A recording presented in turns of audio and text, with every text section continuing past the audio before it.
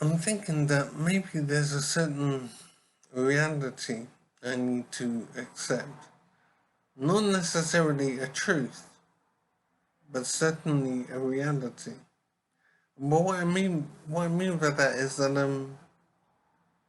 there are things going on that are simply the way things are. But I'm not sure how to view how things should be necessarily. So I'm just thinking out loud right here.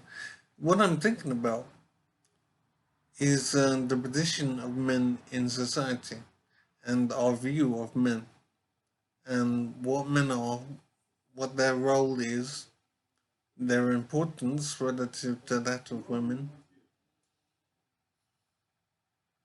It's basically understanding man's position in society. I'm thinking that the way we operate now, and have always operated, seems to be regarding men as less important than women, less valuable. We take care of men less, we care about the well being of men less. We sacrifice the lives of men in war almost 100% and think that is the way it should be. Men should sacrifice, men should be depended on. A man takes a woman's hand in marriage to take responsibility for her welfare and her happiness. A man is essentially subjugated in a marriage and depended on and used and regarded as a provider and a supporter. So a man leads a marriage, but not in the sense of any kind of normal leadership role. He leads a marriage in the sense of being the main support, the main provider, the person to be depended on. It is an onerous position to be at the head of a marriage. It isn't in any sense a privilege or um, any kind of positive position. It's simply an obligation in the marriage to perform his duty.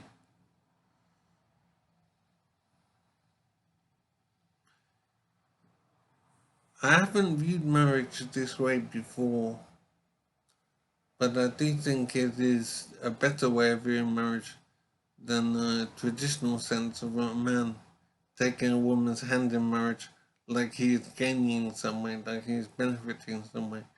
Rather, it's an obligation on a man to support the woman and make her happy, make sacrifices as required for the woman, and to basically pay for the position of being a husband, submitting himself to obligation to support a woman and result in children.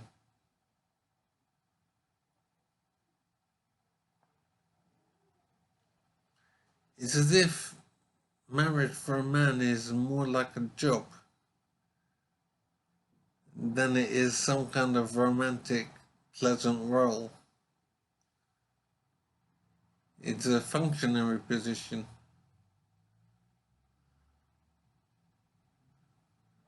I would say men are used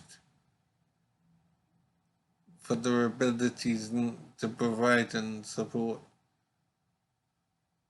That seems to be the objective of marriage, to assigning a man to a woman as a helper and provider and supporter, as an object basically. And the woman is more the recipient of benefits in a marriage.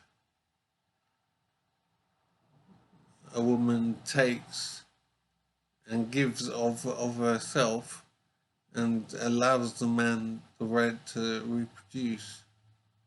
his genes. It is strange to view marriage this way. I do think it is valid though. It doesn't make sense that marriage seems to be about a man submitting himself to a woman, assigning himself to her to be used as required and depended on so that he can pay for much of her life and support her as regards children. So his genes are valuable. But it does seem to be more about basically assigning himself as a supporter and a utility for the woman.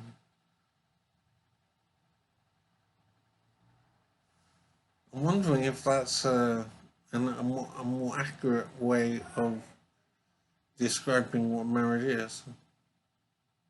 It does seem to be about a man assigning himself to a woman as a provider and a supporter and a provider of genes as regards children. It does seem that he is regarded as a tool, as a functionary, an object in a sense, to support the woman and enable the woman to have children and raise children. A man does seem to be regarded as being second class and useful only to the extent that he can provide and support. And that's why a man is stripped of assets on divorce, because that's his primary function, his primary use. And so on divorce, taking his assets is taking the most they can from him as regards his support.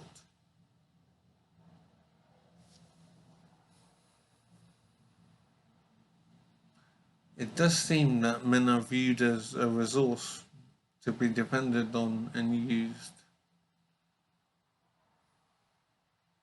and his importance is based on his value in supporting the woman and resulting children. The importance we place on him as a man seems to be very little.